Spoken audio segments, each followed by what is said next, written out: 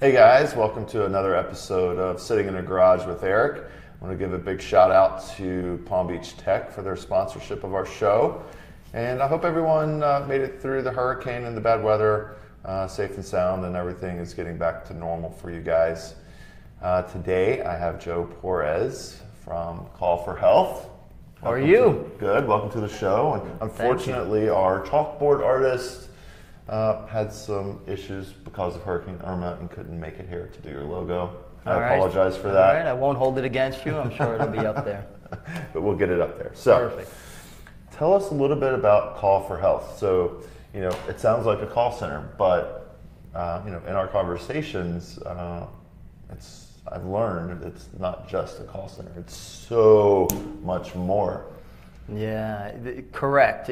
While the work that we do is based on inbound calls and helping people, so it's technically a call center. By definition, it's a call center. But we're more of a business process outsource partner for our clients, which are in healthcare. So whether it's hospitals, clinics, physicians groups, so we become their front line. Right. So all of the things that their patients are trying to reach them on, whether it's appointments, whether it's nurses, whether it's registering for events, our people are that frontline staff. Sure. So we've turned it around a little bit. So we've become that staffing mechanism. We're great at hiring the people, training the people, and putting them in place to be able to produce what's needed from the healthcare sector. Right. So when did you guys start Call for Health? We just celebrated, May was our 20th year. 20 years. Yeah, so 2 decades. So it's really quite amazing. It's gone fast. Tell me about the transition, because I imagine 20 years ago the business was nothing like it is today. Yeah, 20 years ago it was, it really, I didn't even look at it as a business. It wasn't the classic scenario where I researched, I wrote a business plan, I went out there. A lot of times it's not. No, it was just, it was built out of a need that I saw. So the catalyst for it was my mother was a patient. She became diagnosed with terminal cancer. So prior to this, so I became her caregiver. So I would go through, take her to all the appointments, speak with the doctors and the nursing agencies. And they always said, if you need us, just reach out to us, not a problem. One night, needed them, she wasn't breathing right. It was 2 o'clock in the morning. I called what I thought was the office. You think, oh, the doctor gave me his phone number. I'm going to call and they're going to speak to me. And I got someone on the phone that basically told me the office is closed. I'd have to wait till the next day. So I got upset with that. So I went in the next day and I'm like, I called your office and I spoke to one of your employees, and the office was like, that's just the answering service. That's not us. And I didn't understand that. I come from a customer service background. I'm in the restaurant business prior to that. So it's always about the customer and engaging with them. And for a physician not to care about what happens when somebody needs them the most didn't make sense. So from there, I researched what answering services were. I found out that they were call centers that took the calls. Right. I knew some people that were in the business, and I said, you know what, that's something that we could do. Didn't recreate the wheel, just said, our whole mission was to, answer that call better than the experience that I had. Right. Not even my competitor. I didn't want anybody else to go through what I went through that night on the phone. Right. That's what we did. Research, what equipment to buy. I contacted my brother-in-law, who was an engineer in Jersey. Mm-hmm. It was December. I said, look, I have this idea. All I can tell you is you get to move to Florida. So that's where we started. And he and I started specifically with answering services for home care and hospices, because we felt that they had a bigger connection on that patient delivery scenario. Right, absolutely.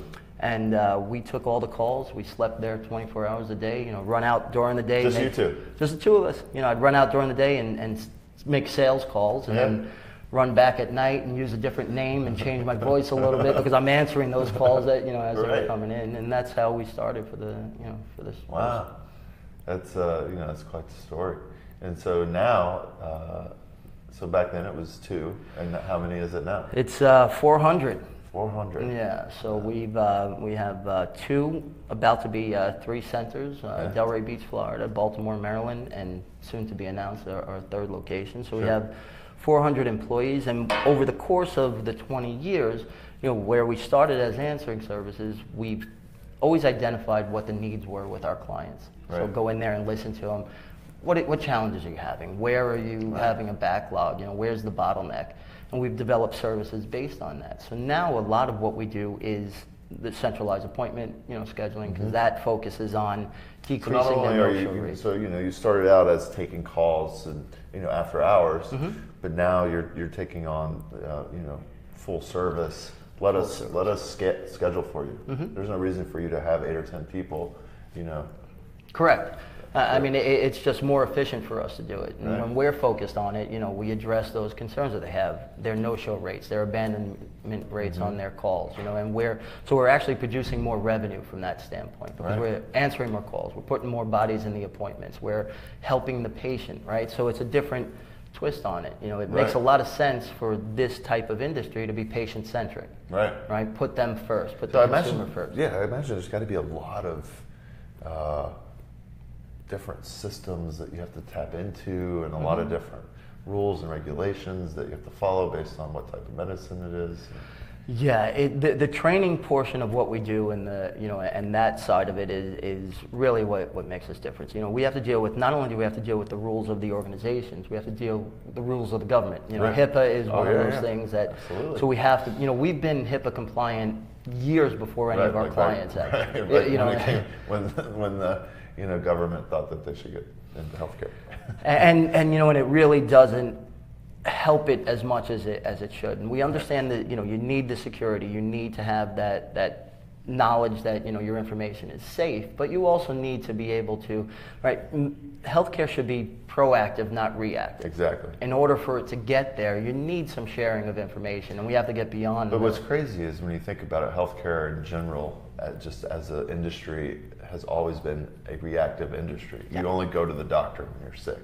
Right. You're already sick. Right, there's a so reason every aspect of healthcare is... They're waiting on, but a lot of it is, you know, and as we go forward, you know, what you have to look at is a lot of this is preventative, right? So it's a lot easier to address a patient that's pre-diabetic than a patient that's already a diabetic. Right. Right? High blood pressure. All of these things are actionable earlier on if we had the information to do so. Right. You know, so that's really where we're moving towards, you know, and trying to help healthcare, you know, come along. But HIPAA is, I mean, we have to, you know, there's a lot of the rules that are in place for the right reasons. You know, there's no cell phones in the office. There's no copying. They don't have the ability to, you know, to take information other than through the script that they're working on. So it's a big part of what we do. Yeah, that's amazing. And then you even took it one step further in some of your partnerships, right? And you're actually offering nursing. We have a nurse triage division, absolutely. Phone consultations, right? Yeah. So so our nurses is the same process. So the nurses are on.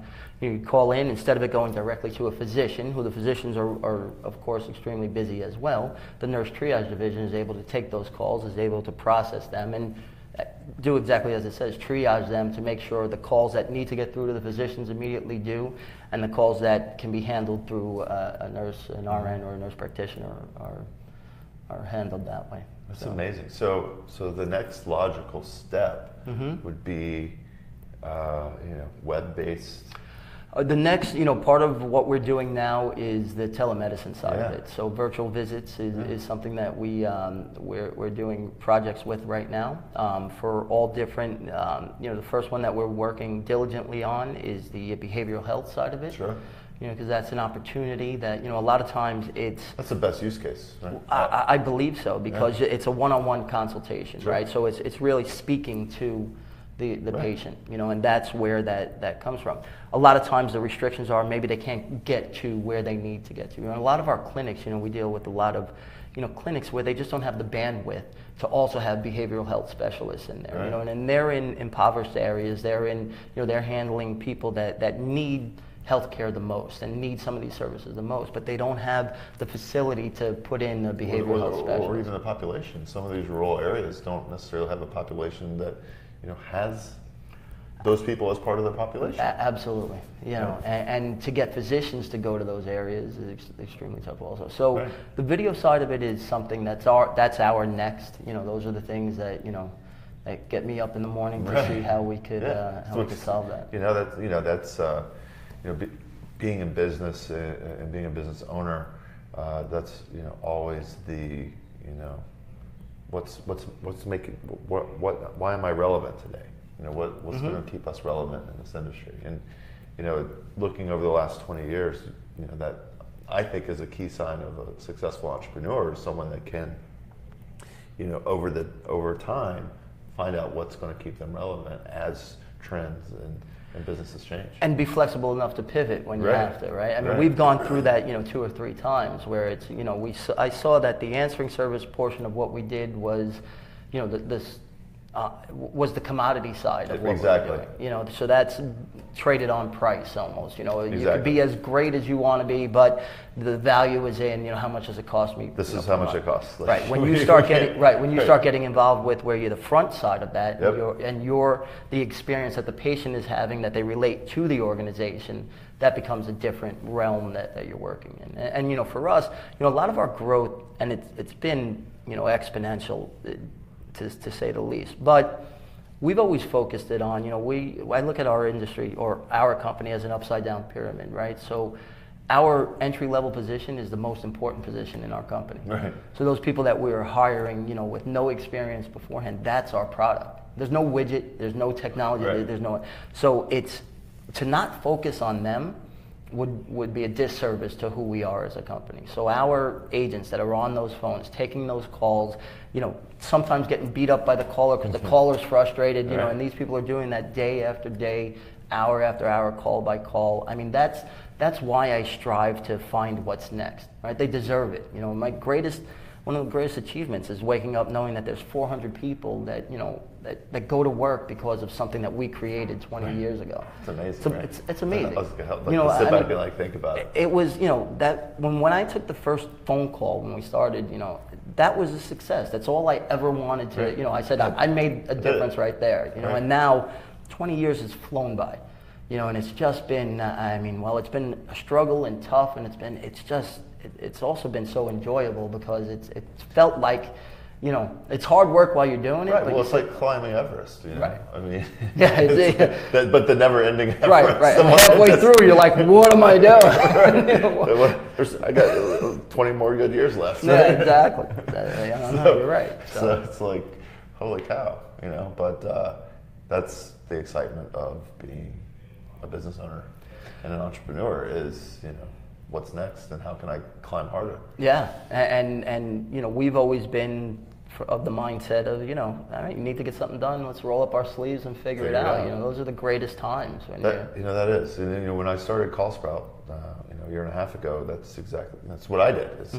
I lived here for, months, 20 hours a day, 7 days a week, and I figured it out. And, here we are. But I love that. Yeah, but that's also something that it's not for everyone, right? Right. So it's something that, you have to have, there has to be something, in your core that's causing you, to do that. Trust me, we didn't think that, all those hours, because we were literally in the office, we didn't have a bed, we had a futon that we would take turns, sleeping on. I had a futon in the office. And our fear was, even though, we might get, 4 or 5 calls a night, now we're taking millions a year. So 4 or 5 calls a night, for 12 hours. And we were so afraid of missing those calls that, we even rigged my father-in-law was a musician, so he had this small amplifier, so we took the microphone and rigged it to the back of the computer so that if the phone did ring, it would be loud enough to wake anybody up just in case, so it was, but those are the things that you do. There's no reason for it. You can't write that down. You just, I think Amazon set up like a little buzzer. There's like a little red light or something every time an order. I think it was Amazon. Yeah, right. I remember. Yeah, so that they knew that it was. And then after a while, they had to disconnect it, right? A solid, like a solid light. But those are the things that But we've been blessed to. I've been able to, have a great partner. My wife has been, dedicated to the company for as long as as we have. So it's been a blessing, and it's really an industry where our industry is very strong, very family-oriented. A lot of multi-generational companies. Our company is you have to focused be, on that. Think about it, because you're the first line of contact for a physician's customer base. Right. And that takes healthcare, a lot of trust. but it's taken, for the first 10 years, they weren't looking at it like that, right? So in the last decade, healthcare has been focused on the patient. They're finally they're really, they're getting paid based on patient satisfaction survey, so it's really become where they've realized, it used to be that a patient would, all right, you're a patient here, so you have to go to this hospital. So the healthcare would sit back and they'd wait for the patients to come in. When you have to compete for patients and for loyalty and all those things, then you start looking at the triggers based on certain performances. So then you have to look at how do you enhance that experience, which is the best thing that could happen for a patient. Right. We need to get to that point as being patients or being caregivers. We just want information and we want the best outcome that we could possibly have. So give us the information. Let us get through to you. Let us understand, what's happening with us. Because to that person, when they pick up that phone, that's the most important thing happening in their life. There's nothing else. Right. Yeah, you're absolutely right. And a lot of people,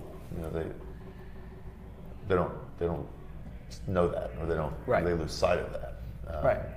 But being that's at the forefront of your mission is to drill that into your employees. Yes. I could see a significant benefit over outsourcing that piece of someone's business rather than have someone. It makes somebody that what happens is the classic scenario in most settings, right? The person that's tasked with answering the phone feels like they've been punished. Right. So if you're the guy in the office, in the physician's office, or at the hospital, and they're like, you have to answer the phone today. What did I do wrong? Why was I? In our business, that is, that is what we do. That's what those people are there for. So it's not a punishment. I mean, they truly understand that they're connecting with that person, and they do it to millions of people, a year. And on top of that, they're the front line. They're enthused by being able to help that person, and they want that information. So it's a paradigm shift, right? So instead of keeping that in-house where inside a facility, it might be something that's put aside, and they don't focus on it as much, because it's that classic scenario. In a physician's office, you walk in and you have the nurse who's on the phone with the chart, and she telling you, and because they're working extremely hard, these are hard-working people. Our mission has always been to let's let the healthcare professionals focus on patient care. Right. Well, that's exactly the way, when we started CallSprout, we were like, why? I built managing my own phone system. I'm a business owner. Why am I messing with this? Somebody else should be doing this. And that's how we, one of our foundations is, you need to be focused on your business, not your phone system. Let us do that for you. Well, it's the same thing. Yeah, there's no difference. And again, it's not it's just a matter of looking at it differently. Right. So you're not a stranger to challenges. So early on in life, you had an issue where you had open heart surgery, right? Yeah, that was a surprise to say the least. The business was a little over a year old, year and a half old, and I would take, I was after my mom passed, I was the caregiver for my grandmother, right? So there's a lot of caregiving, and I would go take her to the same doctor all the time. She was elderly, so it would be wonderful doctor in West Boca. She would always joke with me, and she's like, "You're here, you might as well get a checkup," So she kept hounding me, and I was, always active in sports, played, never had any issues. And the very first, finally I gave in. First checkup, 10 a.m. in the morning. By 10:30, she's telling me, she hears a heart murmur. By 11 o'clock, I'm at, a cardiologist's office. By 1 o'clock, he's telling me, you need heart surgery, and we don't know if you have 6 months, to wait for the surgery. So it was. And that's from your grandmother. Yeah. Well, it's interesting. I have a somewhat of a similar story I'll share with you after. But anyways. It was. So you had. How old were you? I was 29 when I had this surgery. 29 years old. Yeah. No symptoms, no anything. I was born with a bicuspid aortic valve, so I needed a valve replacement. Yeah, so the valve wasn't closing properly on my aorta. So my wife and I sat down and we said, all right, well, I guess we have to get this fixed. And the more they researched, I had great physicians. The physician that found it, Maria Gerardo, is still a great friend. My cardiologist, Tom Bartsokis, is still, a great friend. But these are the people that basically, saved my life. So in finding and researching and looking at, the areas that I would have to go to have the surgery, because it was pretty in detail, I found that everybody that they were telling me to go to learned from this one guy in Houston, Texas, Denton Cooley, Dr. Denton Cooley. More I researched him, he was the innovator. Him and Dr. DeBakey created the heart-lung machine, so they were the heart surgeon gurus. So I figured, this isn't a place where I want to skimp on the budget. So so I wrote him a letter, and I have the letter hanging in my office, and said, look, I know you don't take on a lot of new patients, but this is my case. Are you interested? Called me back, and within, I found out in April, and I had the surgery in January in Houston, Texas. So thank God to this day. Wow. So I'm, that's it. Is he a customer now? No, he's not. But I like to keep him at at arm's length just in case. Yeah. So the business had to, and those are the things that you can't plan. You can't write this down. Right. So my brother-in-law, who is Nick's, he's the technology guy. He's the finance guy. And our business has always been separated like that. I've been the people in the operations guy.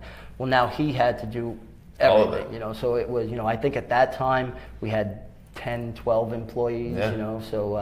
So it was a change. My wife and I, because she was involved in the business also, she worked just as hard as we did, and it took her out of the business as well. Heart surgery, that's a little bit of a recovery. It was 6 weeks. It was on the 8th day. We flew out to Houston. On the 8th day, I flew back, and then it was really 6 weeks before I could get back into the swing of things. So, but the business lasted, and it was amazing. And you built the right foundation, right? Build things on a strong foundation, and then just keep building upon that, and don't ever divert from what works, right? How often do you see that? We say it with our customers also, and our employees understand that. We know what works. We know how it works. No matter how much you just want to keep doing more of that. Keep building. Just keep, find what you're good at and replicate it and keep doing it. So that was a scary experience. Thank God, we got through it, and I'm healthy today. That's great. So that's a hell of a story. So tell me a little bit about what what the next 20 years look like.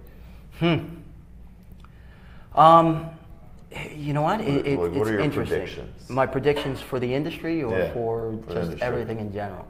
I really think the industry. It's a hot topic right now, right?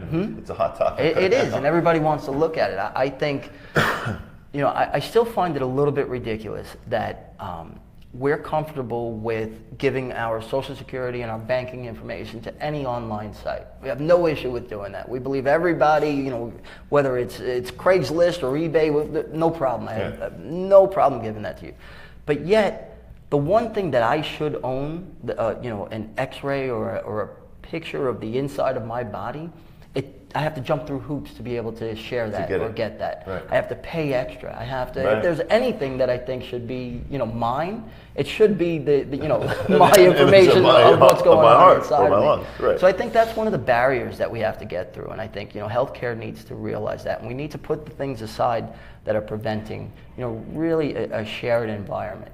Right, where we could share the information. It's not anything, it shouldn't be a discussion about is my insurance going to go up. We need to take all of that out of it. We need to look at, if I could predict, and if I could say today that, that I personally would be willing to give up the security of my healthcare information if I knew that it would be used to prevent my children from going through something that I went through. Could you imagine? So it's a totally different scenario. So we have to, as a country and as a being. That's like a lot of what Dan Kane's doing over at MedMed is building up, obviously anonymized, but all these analytics for health. And for it to be, for that shared information to find better outcomes, right? And we have to get to that point. We have to. So I think healthcare, along with everything else, as we automate things, as we feel more comfortable, is going to be a situation where we're going to be out in front of something. We're going to have the predictive testing. We're going to have the, this is what you need to do. We see these outliers that you may be prone to this, this condition or this disease. How could we do that? We deal right now with, like I said, clients all over the country, millions of inbound phone calls coming in, right? the information that these people are calling on is key. And at some point, down 10 years from now, when we're able to really look at that, it's going to be helpful. And all of this is going to be, it's no different than, we've done it with the financial industry, we've done it with every other industry, right? Where we share that information, we look at what's better. We know how to, get you a better return on your investment just by the data that we're seeing previously. The same thing with healthcare. So I really see more of that. Healthcare does lag behind in that respect. It's extremely frustrating, even from their efficiencies, right? So I revert back to my to my restaurant days, right? And I know right now there's technology that if you want to pour a shot of alcohol, right, you don't need to measure it. There's technology that'll tell you this is a shot. But yet in healthcare, sometimes it's frustrating because they have a vial of a medication. If they take out, if it's a 20 cc bottle and they take out 5 cc's, well then they have to get rid of the rest of that bottle because they can't utilize it anywhere else. Those are the efficiencies that we need, that healthcare is starting to learn from other industries and take it, within, and that'll of course decrease costs, that'll increase efficiency, and that's really what we're trying to get to. Right, absolutely. So what advice would you have for someone that wants to start their own business and make that leap? Well, for sure you're going to fail. You're going to fail, and that's okay. The trick isn't, it's not that you're going to fail and being afraid of failing. It's just those. I've learned more. I've learned more from my failures than I have from my successes. And and we've gotten Nick and I, who's my partner, I mean, we were taken advantage of by everybody. Lawyers, I mean, everybody. We wrote bad deals we didn't understand. We had people not pay us and run away. But each time we learned. Right. And we didn't let it get us down, and we learned and we kept going. So that's really a key factor of it. And and it makes a difference when you're not working with the safety net. Right. I mean, for us, it was, if we don't make this sale or if we don't do this right, we don't eat in our family. It's like the brow sweat. Yeah, and when you're not talking about, I mean, for us, when we started, we weren't talking about big deals. We were talking about paying the lights. We were talking about, I mean, what does that bill look like, and how and does as you get bigger, the problems get bigger. The problems get bigger and they multiply. It's not the light bill anymore now. It's 400, and the responsibilities, right? So it's 400 400 people, right? And if we don't do something right, that's 400 people that we affect. Forget it, and that's. So it's not 2 anymore. No, but for somebody starting it. You have to connect to it, whatever it is that you do. And you might not see it. You don't worry so much if it's not clear when you're doing it. If you find something that in your gut that you could do something to make a difference on, go for it and drive. And everybody's going to... Don't be scared of failing. Everybody's going to tell you no. Yeah. Everybody's going to tell you you're crazy. Everybody's going to tell you, this is the wrong thing. And you say thank you politely and you keep moving forward. Yeah. But if it's in your gut, if you feel that it's right, that's where it starts. Right. That's great advice. Thank you so much for being here today on the show. And hopefully next week we'll have your logo up. Listen, I hope so. And whoever's here next week gets pointed out. But no, I appreciate it. And I know, Irma's been, she's been fun for all of us. But this is great. I really appreciate, being able to connect and have the opportunity to talk with you. I love what you guys are doing here. And it's cool. Yeah, it's really cool, and I think there's a lot more to come for for all of us. Yeah, cool. Well, guys, have an amazing weekend, and we'll see you next Friday.